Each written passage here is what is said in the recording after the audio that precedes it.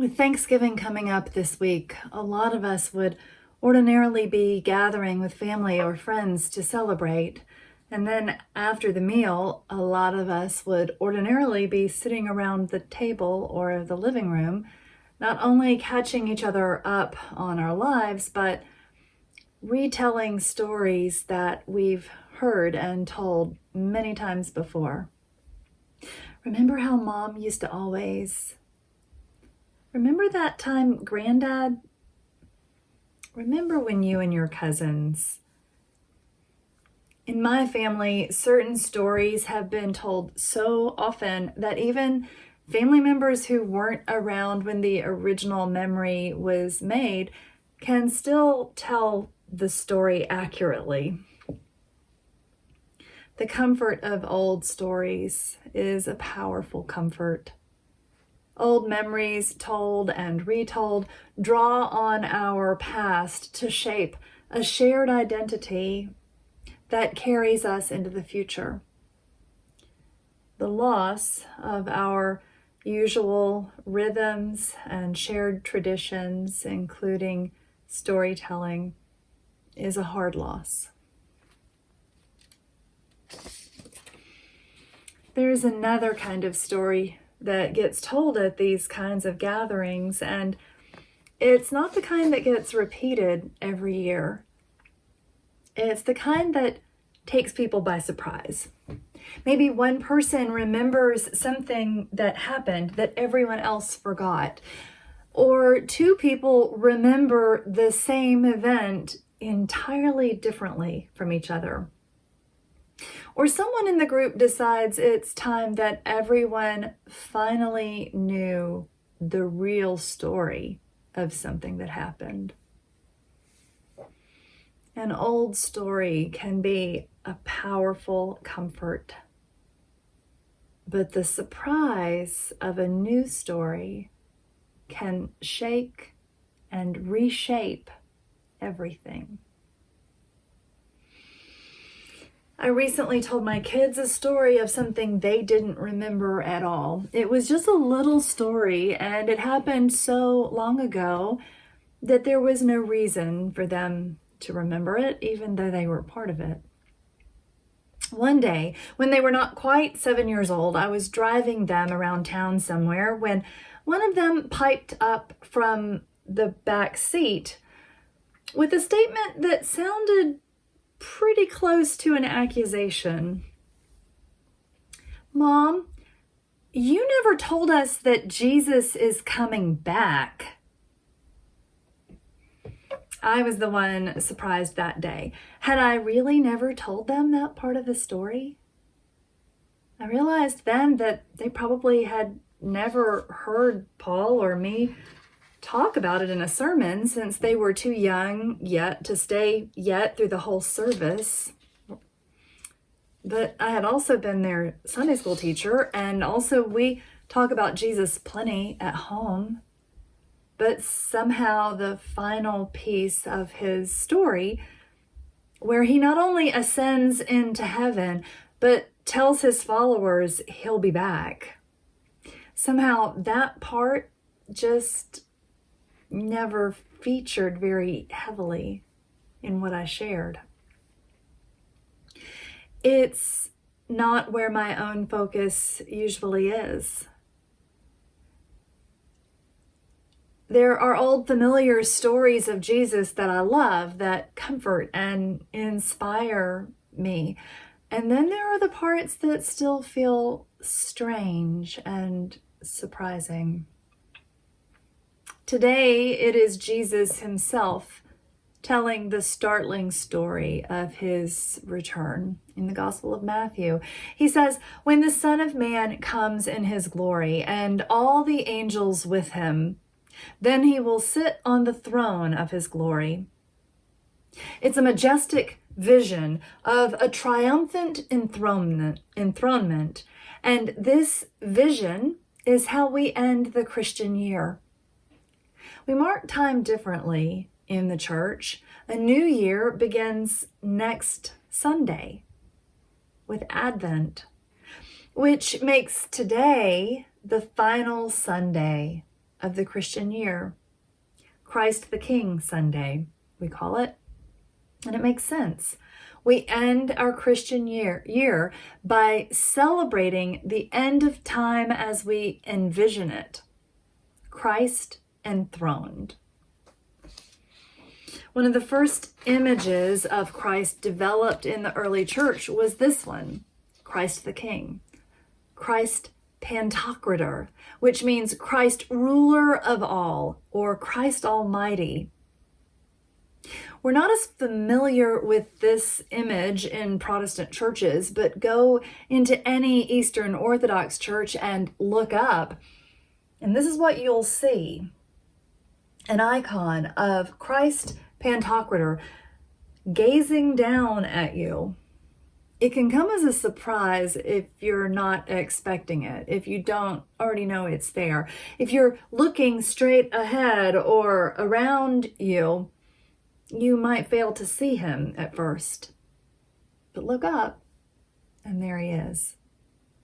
Up there in the dome, over all the worshipers, huge. Big eyes looking down, seeing everything.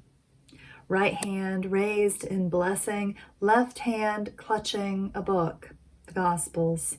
A halo around his head. Shimmering in gold, he dazzles. Christ Pantocrator, the Lord Almighty, is over all. The way Jesus tells it in our reading from Matthew this morning, he will come as ruler over all and judge of all. He says, all the nations will be separated. All the nations will be gathered before him, and he will separate people as a shepherd separates the sheep from the goats. The sheep on his right and the goats on his left. He will judge the people, sheep and goats, and he will invite the sheep to come into his kingdom. And he will tell the goats to go away. The most astonishing part is what the one on the throne says to those he judges. I was hungry, he says. I was thirsty. I was a stranger. I was naked. I was sick. I was in prison. Is this a king or a pauper? Is this a ruler or a beggar? Is his reign one of power or of poverty? The people on his right and left, the ones being judged, they are shocked.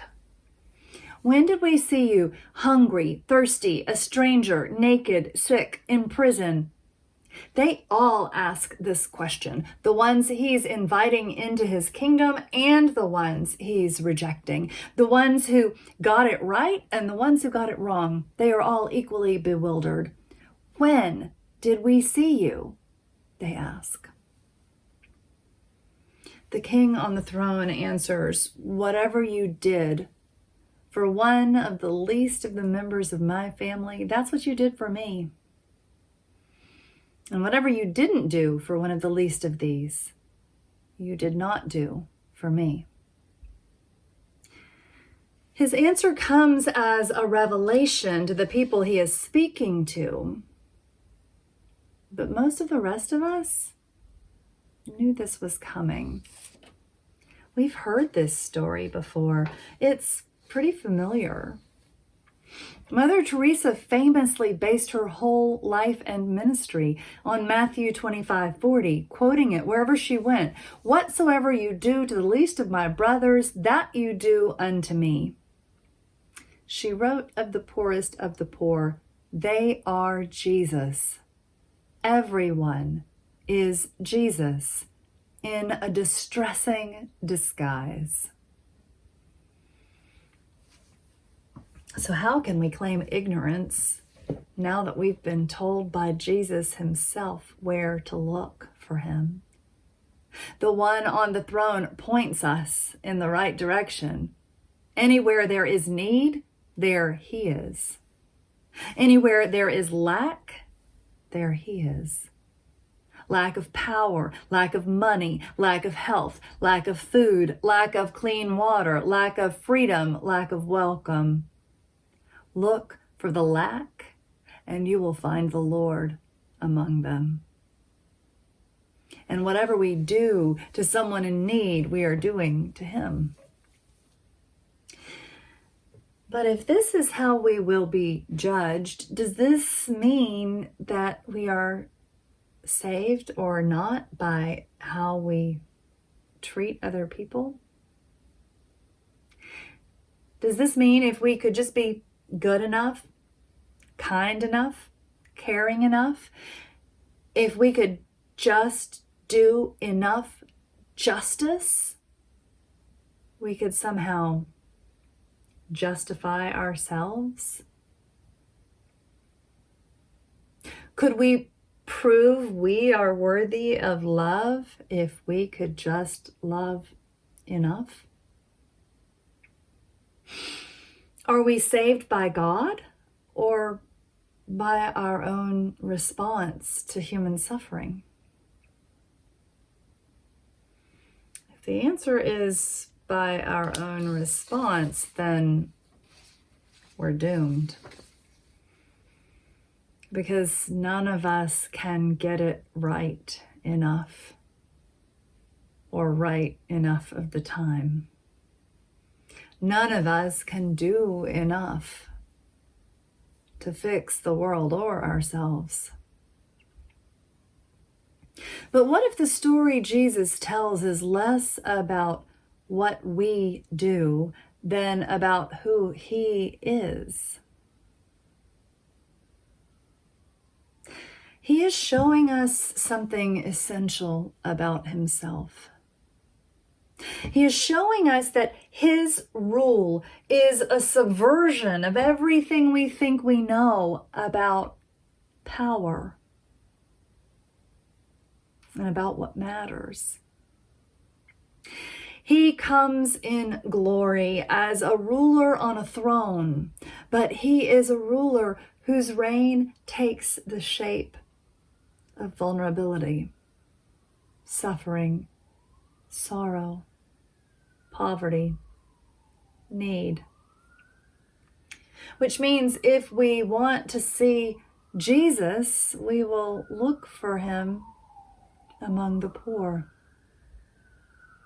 And if we care about Jesus, we will care for the sick and protect the vulnerable.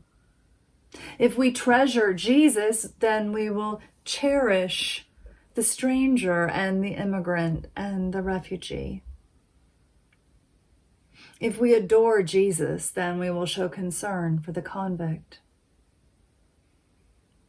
If we believe in the majesty of Christ the King, then we will see dignity where others see disposability. We will elevate those whom others exclude. If we want to know Jesus, we will look for him where he already told us we can find him, on the margins, among the least, the last, the lowest, the left behind, the losers, the lost. Christ the King, the Lord Almighty, ruler of all, always takes his place among the weak. And his throne will call into question everything else we have venerated. When he came to walk among us, he emptied himself and embraced our human weakness, starting with the naked defenselessness of a baby and culminating in the ultimate vulnerability of execution on a cross. It is still in weakness and in powerlessness that we will find him most clearly present. Wherever there is suffering, there is Christ.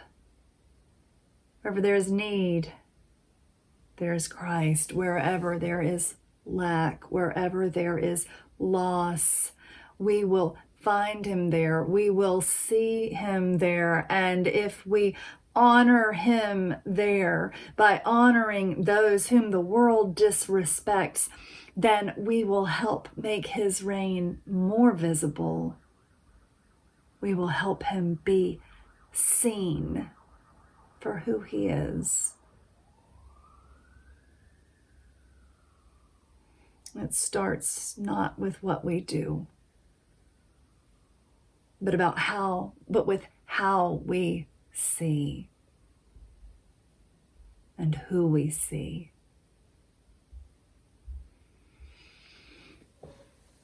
Not long after my son accused me of withholding information about the fact that Jesus would be coming back, he began occasionally announcing with great anticipation, "I can't wait till Jesus comes.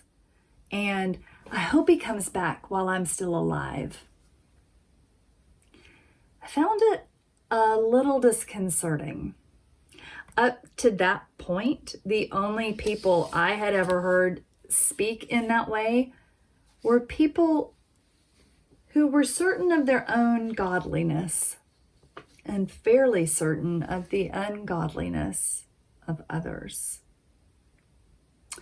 They believed Jesus would come back to sort the godly from the wicked, and they seemed pretty certain they would make the cut. Jesus would be coming back for them, and the others would be left behind to suffer the tribulation of God's wrath. Funny how comforting an old story, even a violent one, can be when you think you know how it ends and when you're certain about your part in it. I have problems with this darkly triumphalist view. I have problems with what this view says about God, and I have problems with interpretations of Scripture that validate exceptionalism rather than calling it into question for the idolatry it is. The throne of Jesus is a repudiation of all idolatries, including the idol of our own superiority. Most of all, I have problems with the way the story of Jesus' return has been used to elicit fear and guilt in order to manipulate religious response. My own experience with this as a kid was probably why I had not yet gotten into the story with my then 6-year-olds. But now, here was my child, sounding like people I'd heard talking so gleefully about getting raptured while others were left behind and punished. So I asked him, why? Why do you hope Jesus comes back soon? And he responded so simply and so sweetly, because I just really want to meet him. I was surprised in a good way. I just really want to meet him. It struck a chord in me. I want that too, don't you? To encounter the embodiment of compassion and kindness, to come into the presence and purity of real goodness, to come near to the power of justice enfleshed, to know the total welcome and acceptance and affirmation of true, absolute, total, unconditional love. I want that. I want to see all of that and feel all of that and come into the presence of all of that, especially now. Especially now. Don't you?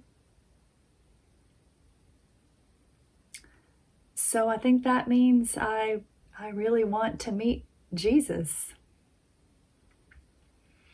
In the way Jesus tells it in Matthew, we don't have to wait. He is among us.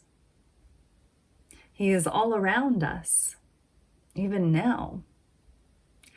While we watch politicians maneuver for power, Jesus shows up in places of pain and poverty. While we listen to rhetoric that equates physical health with human value, Jesus shows up in bodies that are old, in bodies that are vulnerable, in bodies that are weak and ill and dying. While we agonize over how to get back to normal life, Jesus shows up in loss and in grief. If we really want to see him, we will pay attention. We will pay attention to vulnerability, including our own. If we really want to meet him, we will move towards people in need. And we won't pretend to not be one of them. If we really want to honor him, we will honor loss and loneliness and grief, including our own.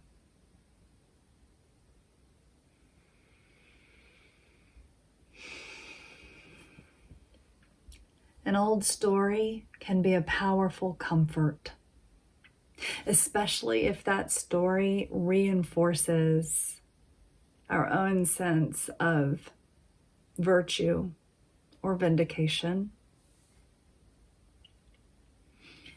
In these hard and holy days, there are new stories waiting to be told and to be experienced. New surprises waiting to shake us and to shape us, including this one. Jesus is among us. Jesus is among us. Where will you look? How will you see?